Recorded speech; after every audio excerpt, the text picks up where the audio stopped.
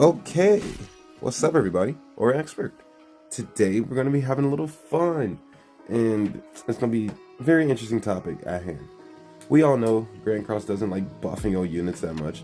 I think the only old units they generally buffed was like Jericho, if I can remember correctly. And I guess they buffed Margaret, but she wasn't old at the time.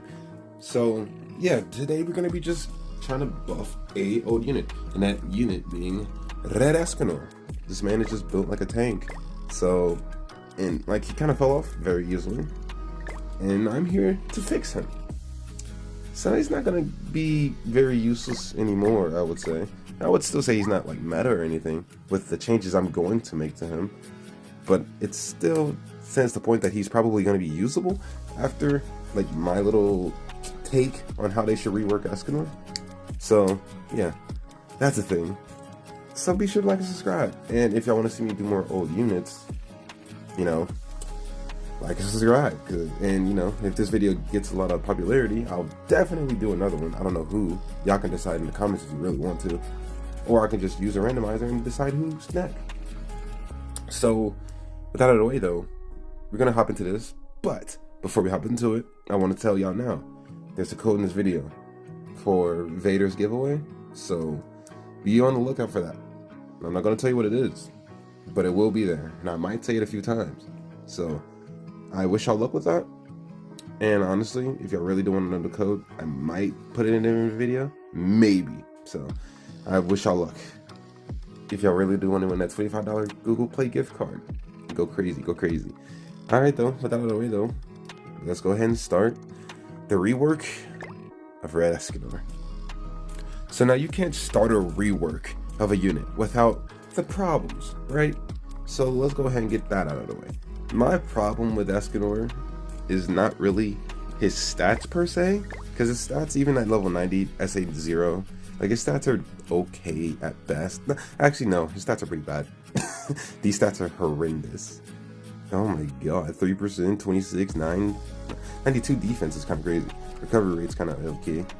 8% lifesteal. I don't think that's his base stats though. Can I look at that? I'm pretty sure that's not his base stat. Oh, it is. Okay, that's fine. But yeah, this is very interesting. I didn't know that was his base stat. Huh. Alright. But yeah, like this man is built very weird. Like he has a lot of crit defense and crit damage, but he doesn't have any crit chance. And like the crit resistance is non-existent. So he's going to get crit. That's kind of why he has a lot of crit defense. It makes sense, like perfect sense actually, but it's okay. And now we can talk about his skills and shit, right? Oh, I got here somehow. Like his skills are pretty bad. Amplify, and like that's cool and all. And then we got like a deplete all gauge AoE. His ultimate is gonna be the same, just no damage, pure damage, no effect. The thing that gets me about him is his passive. His passive is okay, but it's a buff. And, okay, let's just go ahead and hop into previews while we talk about this man, because my genuine problem with him is his passive. So like, yeah, you start the game, you get the buff, your HP is increased by 50%. You cannot look at your stats in training, but whatever. HP increased by 50% is cool, and it lasts for 3 turns, but it's a buff. So literally 90% of the now meta units can counter this buff whenever he attacks on an Estarossa team or against an Estarossa team. He will literally get body slapped. Whenever he attacks against a Rimuru, he will literally get body slapped. So this buff thing is not very good. On top of that, right, him having more HP, he doesn't benefit from that passive as much as he should, because we all know where I'm going with this. If you know how HP works in this game, you know how HP works in this game. But we all know he shouldn't have gotten an HP buff. Like sure, it makes him tanky, and on his OG red mono team with Arthur and shit like that, it was fine. He was able to bully because Arthur can give you 3 buffs turn 1 on top of his buff, so his amplify was cool. But that's not the route I want to take with this man, because he's just not a good amplify character. And especially in this meta, amplify characters are just gone. Trader Meliodas doesn't want to do his job anymore. fucking, like, you know, Rim, useless. Amplified characters are just getting pushed out of the meta very slowly, right? So that's kind of my problem with this man. Like, not Rim. Okay, let me be more specific. My problem is his passive. Okay? That is the major problem with this character. So we're just gonna rework him. We're gonna rework the passive. We're gonna rework the single target, and we're gonna rework, I think, the AoE. I don't remember what I did to it, and I think I kept the ultimate the same, but we're gonna have to get to that.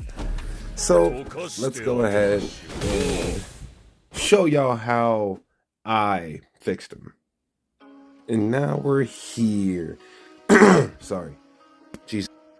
This is how we're gonna fix Big Daddy Sunshine. Yeah, we're gonna be going crazy with this man.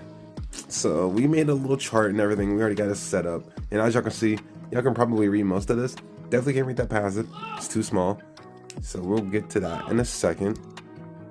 I don't remember what I was saying. I had to pause my recording because of people. So yeah, let's get back to Sunshine. Let's go to his passive, right? Can't read it, but I'm gonna read this out. I know you cannot read this on stream or video. There's no actual way you can read this, but it says applies an effect. Well, before we even say what it says, let's say what his old passive was, and his passive being load, please, thank you. Applies an effect on a hero which increases HP related stats by 50% at the start of the turn for 3 turns, and it's a buff. It applies when it's his battle, and all that good stuff. That's his original passive. So now let's talk about the passive I gave him. So for the most part, it is the same. Applies an effect on the hero which increases their HP related stats, but instead of by 50%, it's going to increase their HP related stats by 100%. Yeah, can I get up there? Yeah, it's going to increase by 100%, and it still lasts for 3 turns. But now, the buff cannot be removed. Basically, what that says is it's a perma buff. It's not going to count as a buff.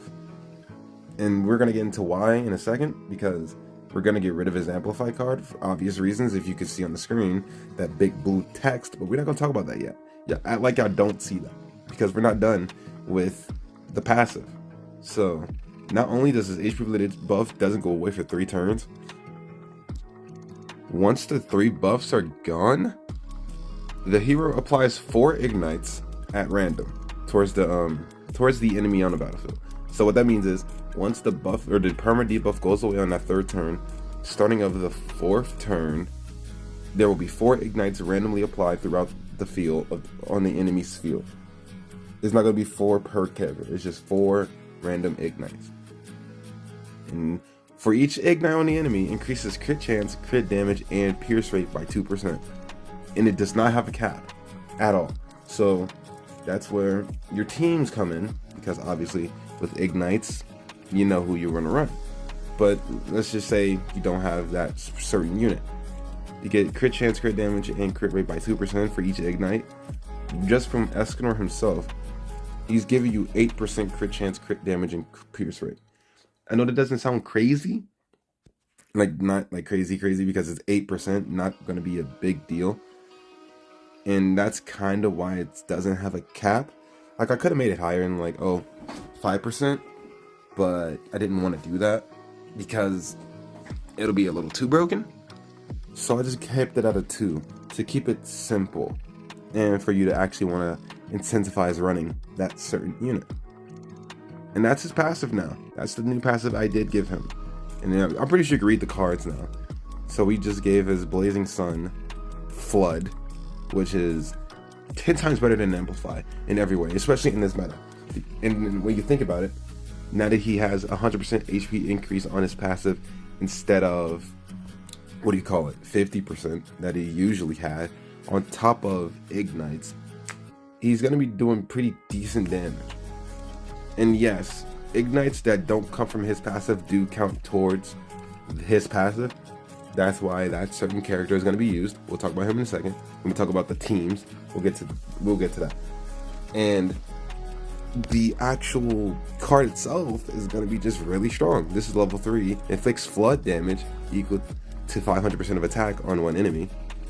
And flood, if you don't know what it does, the more HP you have, the more damage it does. And since he's buffing his HP by 100%, he's gonna be doing crazy numbers, like really good. And now we get to a second card. It's the same. We kept it simple. It still removes ult gauge the same way it used to. And his ultimate is also the same, but it's an old unit, right? And we all know all these festival characters coming out, once they get dupes, they get different effects. So now, when we talk about Escanor's enemy, or ultimate, whenever you attack an enemy, it'll apply 5 ignites. Not on the enemy, but on the field. I didn't really specify that. I said additionally, all enemy. Oh no, never mind. I lied. So 6/6, all enemies are applied with 5 ignites. So that's 15 ignites on the field if you get his ultimate off at 6/6. 15 times 2, right? That's 30% stats for your crit chance, crit damage, and pierce rate. That's a pretty decent balance. And we all know, if you don't have a 6/6 Red Escanor at this point in time, when he's been everywhere, and he's even on like the guaranteed SSR banner, that's kind of unfortunate, to be honest with you, but it's also your problem. That's kind of why I gave it 6/6. He doesn't have like a 1 or 2, 4, 6 thing, just the 6/6 one. So now he gets his ult off. He has 30% crit chance, crit damage, and pierce rate, and that's kind of just a dub at that point, because the ult's killing one person, like 100%, especially if you're using that certain character. Like, for real, Dirty Sunshine will just body the lobby with this. And on top of that, he'll be a fun character to use. Like, really fun. So, this is how I made him. This is the rework. If y'all want a screenshot of it, it'll be on my Twitter, because I obviously can't put pictures in my, bio description or anything like that, which I will have my Twitter and all my socials linked in the description. I will start doing that now, because my description has been empty for the longest, because I just don't have the time to do it. But yeah, this picture will be saved down below in my Twitter, on my Twitter, and that's about it. So now that we're done with this section, let's go ahead and move over to, we could talk about the teams, I guess, and then after the teams we'll get into substats. So yeah, let's do that. So in the PvP setting, we're not going to talk about that just yet. We're going to run through PvE, I guess. I don't know why I said that. Just don't even think about why I just said that. So again, I'm blinking. Jesus Christ, Sunshine really is hitting me today, huh? But let's go ahead and, his stats aren't crazy. I got him basic attack defense gear. It's not leveled up, and he already has 230,000 HP. It's not even an HP set.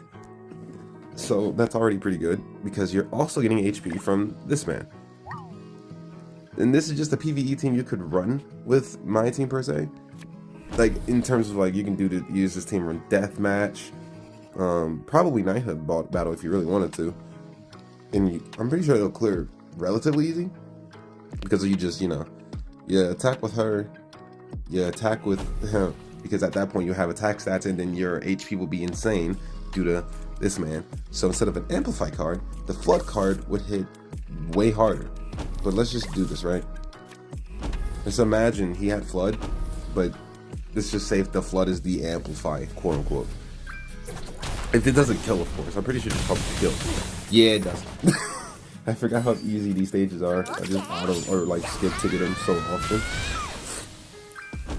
Well, that's awkward. I got another one. It's fine. It's fine. So now we just attack,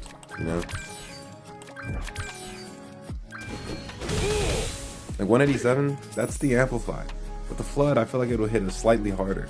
And then with the ignite passive I made, it'll just be that much better, But I'm gonna do this for all the teams. I will go back and actually show you genuine teams I would use for this. Actually, let's just AoE with him.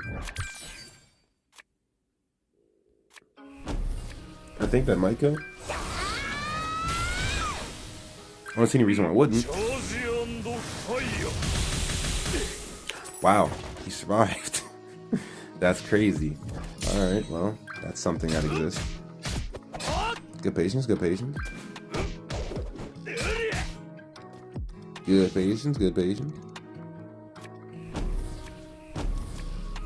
Like, this is just straight up a kind of description, like a demonstration of your Dirty Sunshine. And like just how he plays now, it's just he's just not very good, bro. He can only hit 100k on level like 20 enemies basically. In PvP he stands no chance. So yeah, let's actually go back. Yeah, Ragnarok Bond by the way in the back. Let's go back and actually use some teams I thought, not use them, show you some teams I thought of when making this character. This is one team. We already knew this was gonna happen with Keo's ignites. What he implies 8 ignites turn 1 or something like that. I don't remember. Yeah, he does imply 8, so that's already a 16% stat buff for Escanor with his ignite passive. Like he's gonna be doing crazy numbers. His attack stats are gonna be insane. Like this is one team you can definitely run. And like it'll be just a good time, bro. It'll be such a fun time running this unit. So let's see, what else teams can we do?